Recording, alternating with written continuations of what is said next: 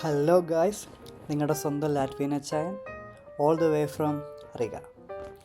So ഇന്ന് ഞാൻ വന്നിരിക്കുന്നത് ഒരു ഇൻറ്റേൺഷിപ്പിൻ്റെ ഒരു അപ്ഡേറ്റ് തരാൻ വേണ്ടിയിട്ടാണ്.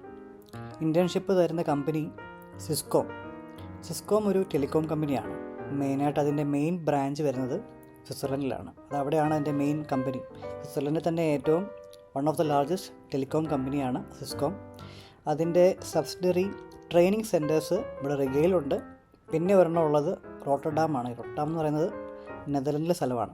അപ്പം ഈ 3 സ്ഥലങ്ങളിലാണ് സിസ്കോം ഉള്ളത്.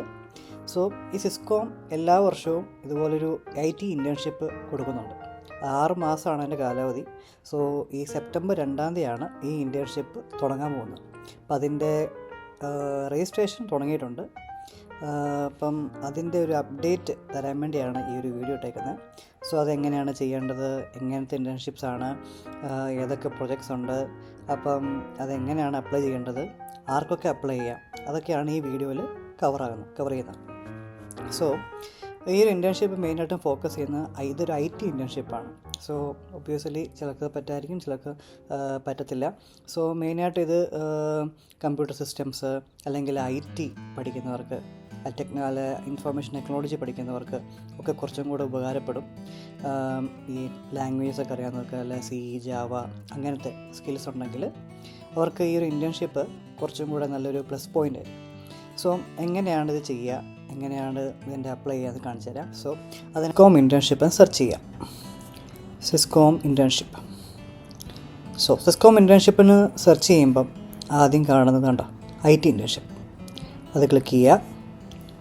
കണ്ടോ, സ്റ്റാർട്ട് ഡേറ്റ് ഇവിടെ കൊടുത്തിട്ടുണ്ട്, സെപ്റ്റംബർ 2, 2024 ആണ്. ഇവിടെ തന്നെ അതിൻ്റെ ഡീറ്റെയിൽസ് കൊടുത്തിട്ടുണ്ട്. ഡ്യൂറേഷൻ 6, സാലറി €800 ഗ്രോസ്, പിന്നെ എംപ്ലോയ്മെൻറ്റ് ടൈപ്പ് കൊടുത്തിട്ടുണ്ട്, പിന്നെ കുറേ ഡീറ്റെയിൽസും കാര്യങ്ങളും കൊടുത്തിട്ടുണ്ട്. നമുക്ക് നോക്കാം.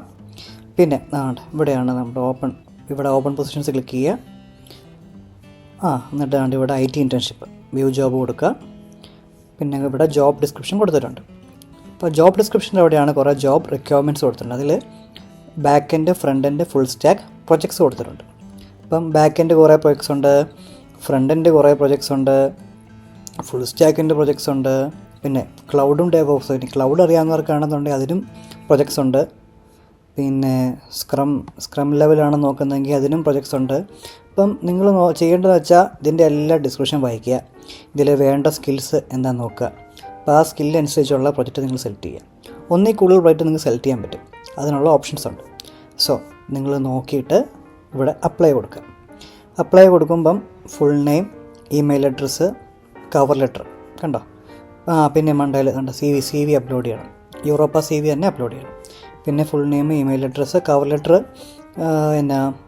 നമുക്ക് കവർ ലെറ്റർ ചെയ്യാൻ അറിയത്തില്ലല്ലോ. ഇപ്പോൾ ഒരുപാട് AI-കളുണ്ട്. ഇപ്പം ജെമിനി ഉണ്ട്, ChatGPT ഉണ്ട്, പിന്നെ ബിങ്ങിൻ്റെ കോപ്പൈലറ്റ് ഉണ്ട്. അതിനകത്തൊട്ടൊക്കെ നമുക്ക് നമ്മുടെ ഡീറ്റെയിൽസും ജോബ് ഡിസ്ക്രിപ്ഷനും എല്ലാം കൊടുത്തു കഴിഞ്ഞാൽ നല്ലൊരു